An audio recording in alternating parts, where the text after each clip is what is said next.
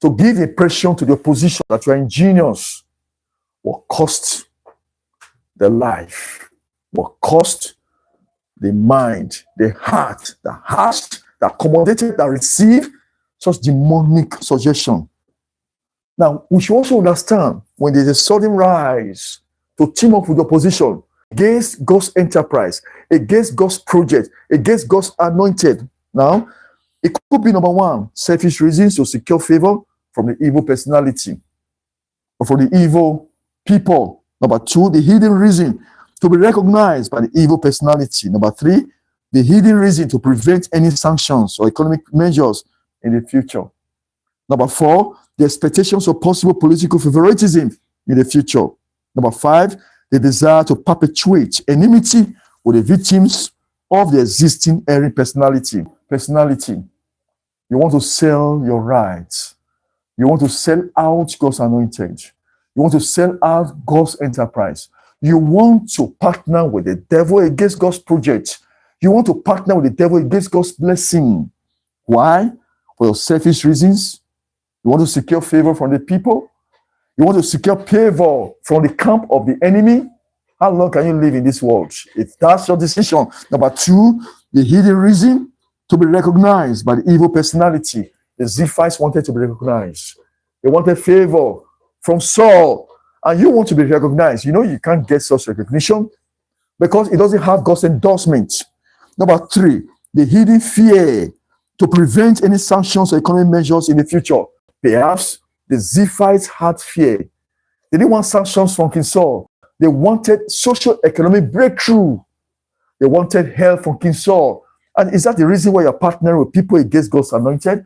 Is that the reason why you're partnering with people against God's innocent, anointed, against God's enterprise, against God's project? Is that the reason? And look at that now. The hidden reason, fear to prevent the expectations of the possible political favoritism in the future, the desire to perpetuate enmity. You just want enmity between God's project, God's anointed, against God's people, and the opposition to continue. And you're there pressing the buttons, doing the spiritual evil undertones. God will surely judge. Don't behave like the Ziphites. Is there a project in your hand? You're partnering with demonism and demonic entities against God's anointed, against God's project, and you think over the time you'll just succeed, and life will skate through, and nothing will be known, and nothing will ever come to the fore. Liar, liar, liar. That was a deception of the devil. It will surely come to the fore, and it will be exposed. If you do not deal with it now, judge yourself now before God and amend your life, there will be exposition, open disgrace, terrible, calamitous end. And the Lord will help us. Now look at that point number two, the unspirited of a yielding offer. The Ziphites were not yielded to God. They were yielded to the demons that afflicted them.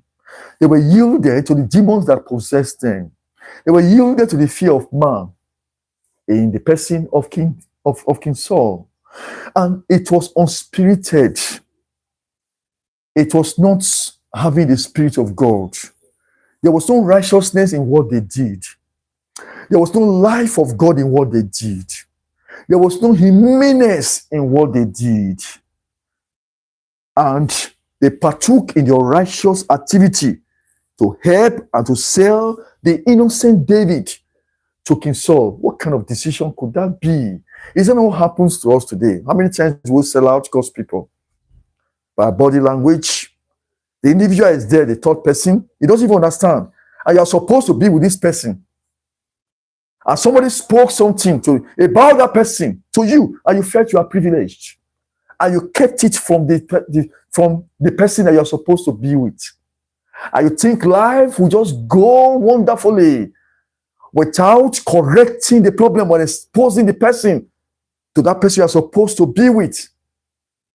That's an unspirited move like the Ziphites. It comes with consequence. Now, let me give you an analogy. Let's not talk too much. Let's not make it too theoretical. Two of you agree to go to a place. And you met this other person, and they call the third party. And behind this other person, and the person said something about the person that you went with. And what he said cannot be spoken in the person's presence. And you felt that you are privileged to know.